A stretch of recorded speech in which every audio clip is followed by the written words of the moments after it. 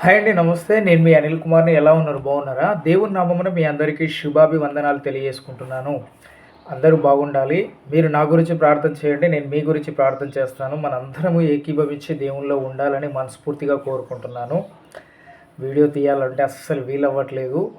దేవుడు మనందరినీ క్షమించాలని చెప్పేసి మనస్ఫూర్తిగా కోరుకుంటున్నాను. దావీదు కీర్తన చదువుకుందాము. 10వ కీర్తన. యెహోవా, నీవెందుకు దూరంగా నిలుచున్నావు? ఆపత్కాలంలో నీవెందుకు దాగి ఉన్నావు? దుష్టులు గర్వించి దీనుని వడిగా తరుముచున్నాడు. వారు విమోచించిన మోసక్రియలలో తామే చిక్కుకుందురుగాక. దుష్టులు తమ మనోభిలాషను బట్టి అతిశయపడుదురు. లోబులు యెహోవాను తిరస్కరింతురు. దుష్టులు పొగరెక్కి యెహోవా విచారణ చేయడనుకొందరు. కాబట్టి దేవుడు ఈ వాక్యం దీవించాలి. మీరు అందరూ కూడా చదవండి. కీర్తనలు 10వ కీర్తన చదవండి. మీ అందరికీ కూడా అర్థమవుతుంది. ఎందుకంటే మనము బ్రతికేటువంటి రోజులు చాలా తక్కువ కాబట్టి మనము దేవుల్లో ఉండాలని చెప్పేసి మనస్ఫూర్తిగా కోరుకుంటున్నాను. ప్రతి ఒక్కరు కూడా మీరు ఈ వాక్యం చదవండి. ఎందుకంటే మనిషి జీవితము ఒక 60, ఒక 70, ఒక 120 సంవత్సరాల కంటే ఎక్కువ అయితే బ్రతకము. దీనిలో మనము ఎలా ఉండాలి అంటే దేవునికి మనం ఇష్టంగా బ్రతకాలి, దేవునిలో మనం ఇష్టంగా జీవించాలి. కాబట్టి ప్రతి ఒక్కరు కూడా చూడాలి. చాలామంది నేను చూస్తున్నాను, అన్న పెట్టండి, రీల్స్ పెట్టండి అని అడుగుతున్నారు. చాలా సంతోషం అనిపిస్తుంది. కానీ నాకు వీలవ్వట్లేదు. మీరందరూ కూడా దేవుణ్ణి ప్రార్థించండి, దేవునిలో ఉండండి.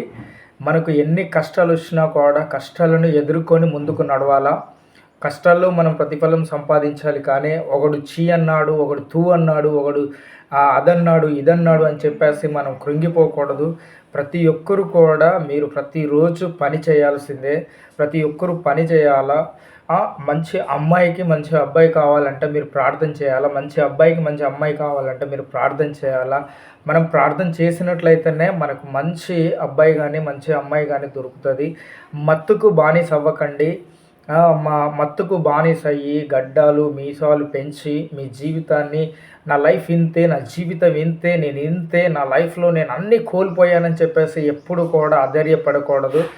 దుష్టుడు మనల్ని వెనక నుంచి లాగినా కూడా మనం ముందుకు వెళ్తూ ఉండాలి. అది దేవుడు మనల్ని చూసి మన మన మన యొక్క యాటిట్యూడ్ చూసి దేవుడు మనల్ని ప్రేమించాలి. కాబట్టి ప్రతి ఒక్కరు కూడా ఈ వీడియోని మీరు చూడండి.